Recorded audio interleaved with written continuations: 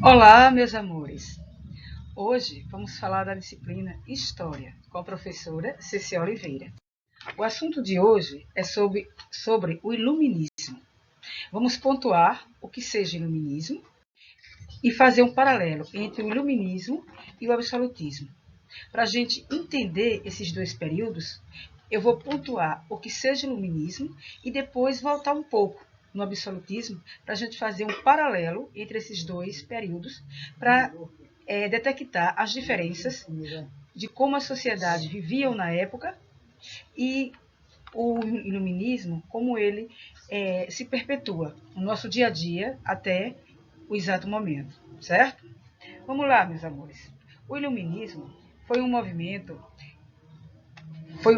criado pelos intelectuais que surgiu durante o período do século XVIII na Europa e que defendia o uso da razão, luz, contra o antigo regime, trevas, determinado como a escuridão, e pregava maior liberdade econômica e política.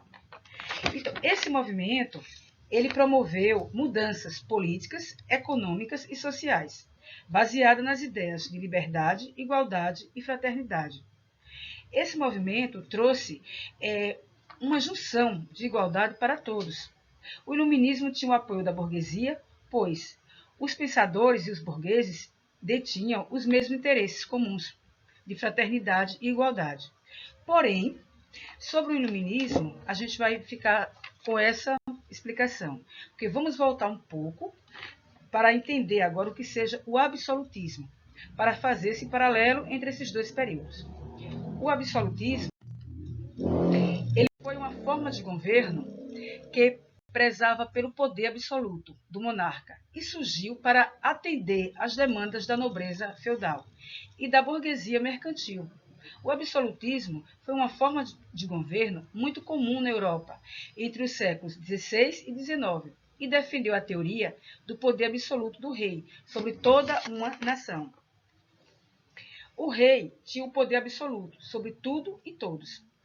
As trevas, a tradição, a autoridade, os prestígios, os privilégios.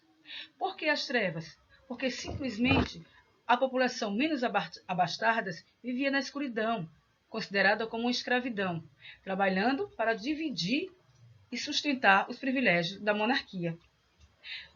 O rei, ele detinha o poder e batia o martelo.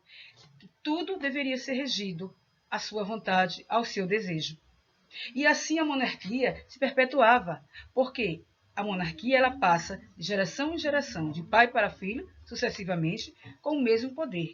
Porque essa época, o poder absoluto era central em uma única pessoa, declarada monarca ou rei. E dessa forma, eles governavam um país e dessa forma eles governavam todos os desejos de toda a população, principalmente das mais abastadas. E também tinha o apoio do clero. O clero é representado a camada relacionada com o sagrado, ou seja, aqueles que rezavam e fortaleciam a religião católica, papas, bispos, cardeais, monges, abades e padres. Em suma, era a classe detentora do poder da igreja, a mais poderosa instituição feudal. Os únicos que sabiam ler e escrever, com exceção dos intelectuais. Os intelectuais que já se apresentavam com força com o iluminismo. Esses era o que ia gerar essa quebra de braço entre o absolutismo e o iluminismo. Eles não pagavam impostos, que vai também desembocar na nobreza. A nobreza, eles é aquela constituição, né? Feita de características atribuídas a algo ou alguém que é nobre, ou seja, que depende do mais alto extrato de uma sociedade. Ela deve ter sua maior representatividade durante a Idade Média, em que simbolizava a classe a qual pertenciam as famílias que tinham determinadas posses em uma localidade. Eles viviam igual ao clero, simplesmente não pagavam impostos, não trabalhavam, só ditavam regras e ordem para ser cumpridas pelas classes menos favorecidas, as classes de baixas rendas, principalmente pelos camponeses. Os camponeses, eles tinham o dever de sustentar essas classes. E com essa sustentação, a gente vai ter o quê? O clero, a nobreza e seus privilégios. Os privilégios: não pagar impostos, não trabalhar e não dividir. O clero é a instituição mais rica e mais poderosa de toda uma era na questão da religião. Além de ter esse poder de privilégios, ele tinha um acesso livre ao monarca. Toda a sua força de ordem era em cima de Deus. Eles passavam para os menos abastados que, se eles não dividissem os seus lucros, que se eles não tivessem a questão do dar por livre e espontânea vontade, eles não iriam para o céu, eles não teriam um lugar de descanso no paraíso.